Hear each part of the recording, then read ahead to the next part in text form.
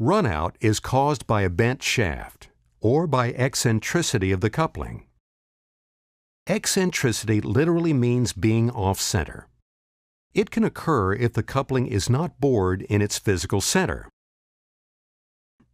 or if the bore is bigger than the shaft and the set screws pull the coupling out of center.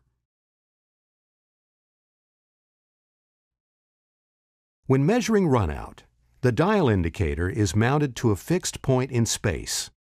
If the coupling is disconnected, attach the dial to the shaft opposite the one you want to check. Or if the coupling is connected, you can use the mag bracket to mount the dial indicator to the base of the machines or any other fixed point in space.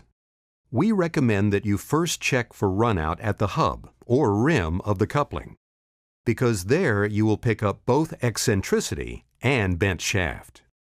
Some people will also measure runout in the axial direction, which, in addition, would tell you if the coupling bore is skewed. Before taking the readings, make sure the dial is mounted perpendicular to the shaft. Set the plunger to half its travel range to assure both negative and positive capacity. Once the dial is affixed, rotate the shafts. Make sure you rotate in only one direction. Find the greatest distance from zero in either positive or negative direction. Stop rotating the shafts and reset the dial to 0.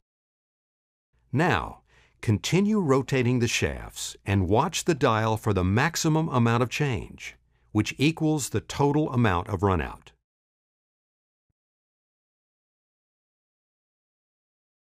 If the runout is within acceptable limits at the hub, 2 thou or less, then the coupling must be bored properly enough and the shaft is reasonably straight and within acceptable limits.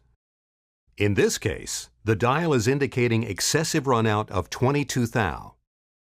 When excessive runout is observed, we next need to determine if it is being caused by a bent shaft or by an eccentric coupling or both. We achieve this by repeating the same measurement process at the shaft. You'll want to take the measurement as close to the coupling as possible. In this case, there is 21 thou of runout at the shaft, accounting for most of the 22 thou of runout we observed at the coupling. Therefore, the bent shaft is the problem.